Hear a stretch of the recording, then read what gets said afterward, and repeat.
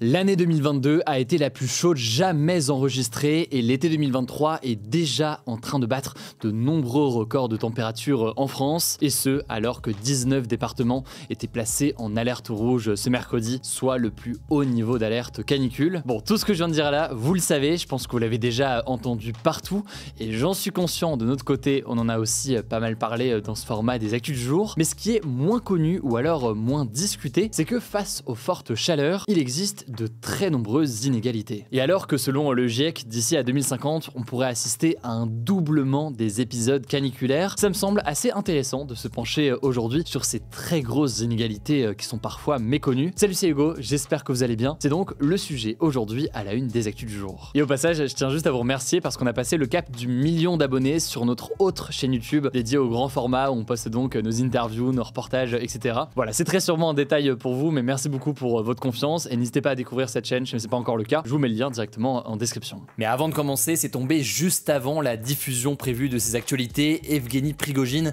serait mort dans un crash d'avion en Russie. Alors attention, vous allez le voir, c'est une information pour le moment encore à confirmer, mais ce serait une information majeure puisque Prigojine était à la tête du groupe militaire russe Wagner, un groupe militaire historiquement allié au président russe Vladimir Poutine, mais que Prigojine, après plusieurs désaccords, a finalement mené à la rébellion contre le pouvoir russe fin juin 2023. Alors attention, au moment où j'enregistre cette actualité, autrement dit à 21 h mercredi soir, il faut être très prudent. Sa mort n'est pas confirmée. Ce que l'on sait, c'est qu'un avion privé qui devait relier Moscou à Saint-Pétersbourg s'est écrasé ce mercredi avec 10 personnes à bord, toutes décédées, selon des éléments de l'agence fédérale. La seule chose que l'on sait à ce stade au moment où j'enregistre, c'est que Evgeny Prigojine figurait et figure sur la liste des passagers, mais cela dit, pour le moment, rien ne permet d'affirmer qu'il était effectivement à bord de l'avion. Cela dit, ces premières informations font déjà réagir, y compris du côté ukrainien. En effet, Mikhailo Podolyak, un conseiller de Volodymyr Zelensky, a déclaré que ce crash était un signal envoyé par Vladimir Poutine aux élites russes. Cela dit, encore une fois, il faut être très prudent pour le moment. Je vous en reparle du coup beaucoup plus en détail dans les actualités du jour demain. Et d'ici là, si vous voulez suivre les dernières actualités, ça se passe notamment sur notre compte Instagram. Le nom du compte, vous le savez, c'est Hugo Décrypte. Bon, quand on pense aux personnes à risque lors des canicules, on pense en premier lieu aux personnes âgées, aux nourrissons, aux femmes enceintes ou encore aux personnes atteintes de maladies chroniques. On peut penser aussi évidemment aux travailleurs qui sont exposés à la chaleur, donc les personnes qui travaillent notamment dehors en pleine canicule. Tout ça, on le sait. De la même façon, on sait aussi qu'évidemment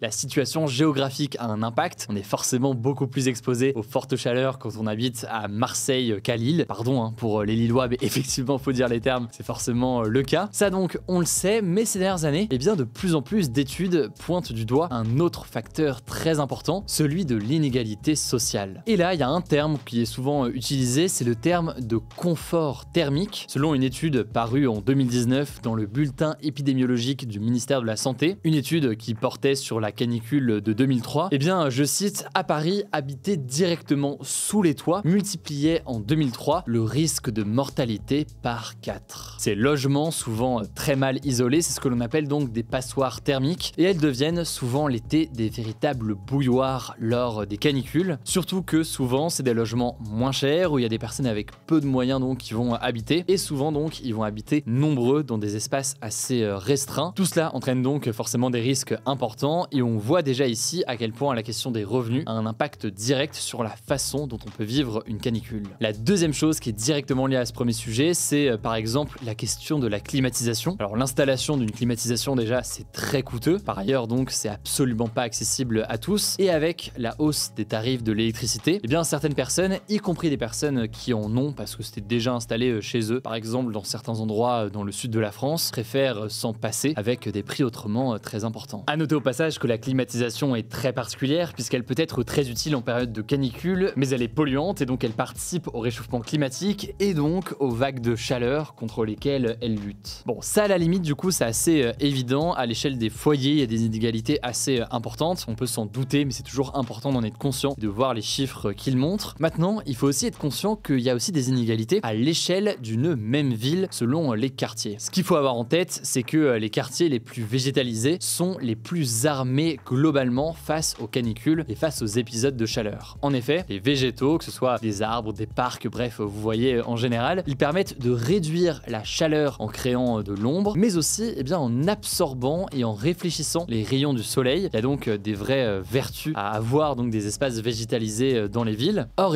selon une enquête du site Mediapart que je vous mets directement en description, les quartiers les plus végétalisés aujourd'hui sont en général occupés par les habitants avec le plus de moyens, qui sont au passage d'ailleurs des habitants qui souvent eux-mêmes ont des logements mieux isolés ou alors avec, selon les régions, de la climatisation. Et à l'inverse, ce qu'on observe donc, c'est que les quartiers les plus pauvres sont souvent aussi les quartiers les plus bétonisés. Autrement dit, il y a une sorte de double peine ou de double effet, avec à la fois un quartier qui n'est pas fait du tout pour faire face aux canicules, et en plus de ça, les logements en général qui ne sont pas armés pour faire face à ces chaleurs. Bon, mais alors comment est-ce qu'on fait pour résoudre ce problème alors que les épisodes de canicule sont voués à se multiplier et à s'intensifier avec le changement climatique? Déjà, première chose, depuis 2003 et donc cette immense canicule en 2003, plusieurs villes en France ont mis en place des registres sur lesquels les personnes les plus fragiles peuvent s'inscrire. L'idée, c'est d'avoir une forme de contact par téléphone qui permet donc de maintenir un lien et de s'assurer que tout va bien malgré les chaleurs importantes. Par ailleurs, autre chose qui doit être développée, vous l'avez compris, c'est la question de la végétalisation des villes, surtout donc dans les quartiers les plus pauvres qui pourraient de fait en avoir le plus besoin. Il y a aussi des solutions qui sont assez méconnues, notamment le fait de peindre en blanc les toits des immeubles. Alors dit comme ça peut paraître assez bizarre, mais on sait que le blanc capte moins de chaleur et donc ça peut permettre de refroidir d'une certaine façon les bâtiments. C'est un procédé qui s'appelle le cool roofing, mais le plus important en réalité, c'est la question de la rénovation énergétique donc des bâtiments, faire en sorte que les bâtiments soient davantage isolés. C'est intéressant pour l'hiver, mais c'est aussi intéressant pour l'été. Là-dessus, la première ministre Elisabeth Borne a déclaré ce mercredi sur France Bleu que le gouvernement allait mettre plus de moyens pour la rénovation des bâtiments. Reste à savoir concrètement comment ça va se matérialiser, on va voir ce qu'il en est. En tout cas, je vous mets des liens en description pour en savoir plus. Je vous laisse avec Blanche pour les actualités en bref et je reviens juste après. Merci Hugo et bonjour à tous. On commence avec cette actu en France. Le premier conseil des ministres depuis la pause estivale s'est tenu ce mercredi. Emmanuel Macron, qui a présidé ce conseil, a rappelé les priorités du gouvernement, comme l'accélération de la transition écologique et la préparation du budget qui sera présenté prochainement au Parlement. Pour cette rentrée politique du gouvernement, la première ministre Elisabeth Borne s'est aussi exprimée sur France Bleu dans la journée. Elle a notamment promis qu'il n'était pas question d'augmenter les impôts des ménages, qu'il n'y aurait pas de flambée des prix du carburant dans les prochaines semaines. Elle a enfin assuré que le gouvernement n'avait pas pour projet d'augmenter les taxes sur l'alcool. Si vous voulez en savoir plus sur ces annonces, je vous mets des liens en description. Deuxième actu, 5 écoles ne pourront pas rouvrir à la rentrée à cause des émeutes de cet été suite à la mort de Naël, a annoncé le ministre de l'Éducation Gabriel Attal ce mardi. Alors ça concerne 3 écoles maternelles et 2 écoles primaires. Le ministre a tout de même promis que les 650 élèves concernés pourront faire leur rentrée dans un autre établissement. En tout, 250 écoles ont été endommagées lors des émeutes et 60 d'entre elles l'ont été suite à un départ d'incendie. Troisième actu, un enfant de 10 ans est mort dans une fusillade à Nîmes, dans le sud de la France, dans la nuit de lundi à mardi. Il se trouvait dans une voiture avec son oncle qui conduisait et qui a été blessé par balle et son petit frère de 7 ans qui s'en est lui sorti indemne. Alors on ne sait pas précisément les causes de cette fusillade, mais la police privilégie la piste d'une rivalité entre 2 cités de Nîmes, car la fusillade a eu lieu à côté d'un important point de deal, donc un endroit où on vend de la drogue. De son côté, le ministre de l'Intérieur Gérald Darmanin a évoqué un règlement de compte entre trafiquants. Alors une enquête a été ouverte pour assassinat en bande organisée et la police recherche actuellement 4 personnes. On vous tiendra au courant. Quatrième actu, 18 personnes, probablement des migrants, sont morts à l'est de la Grèce alors que le pays est touché par de nombreux incendies pour la 2e fois cet été. Les corps ont été retrouvés dans le parc national de Dadia, proche de la frontière avec la Turquie, qui est un point d'entrée souvent emprunté par les migrants selon le porte-parole des pompiers de la région. Athènes, la capitale du pays, est elle aussi menacée par les feux de forêt. Plus de 25 000 habitants d'un district au nord de la ville ont dû être évacués. Les conditions très chaudes et sèches qui augmentent le risque d'incendie devraient se poursuivre jusqu'à vendredi. On vous tiendra au courant. Cinquième actu, à Hawaï dans le Pacifique, plus de 1100 personnes sont toujours portées disparues selon le FBI, 2 semaines après les incendies spectaculaires qui ont ravagé l'île de Maui, l'une des plus grandes îles de l'archipel américain. Ces incendies, qui sont les plus meurtriers aux États-Unis depuis un siècle, ont fait 115 morts selon le dernier bilan provisoire. Le FBI a donc lancé un numéro spécial afin d'encourager les proches des disparus à les contacter pour faciliter les recherches et l'identification des victimes à l'aide de leur ADN. Et on finit par une bonne nouvelle, une girafe sans tache est née le 31 juillet dans un zoo américain Américain dans l'état du Tennessee. La dernière naissance de ce type remonte à 1972 à Tokyo au Japon. Il s'agit donc d'une girafe réticulée, qui est une espèce en voie de disparition qui figure depuis 2018 dans la liste rouge des espèces vulnérables de l'Union internationale pour la conservation de la nature. Le zoo espère donc que la médiatisation autour de sa naissance permettra de mettre en lumière les menaces qui pèsent sur cette espèce. En effet, 40% des girafes sauvages ont disparu au cours des 30 dernières années. Merci beaucoup Blanche pour ces actualités. Le débat hier, c'était le suivant. Elon Musk a-t-il plus de pouvoir que Joe Biden? Ça fait suite donc à la vidéo que j'ai postée hier, qui fait suite à une enquête du New Yorker. Vous êtes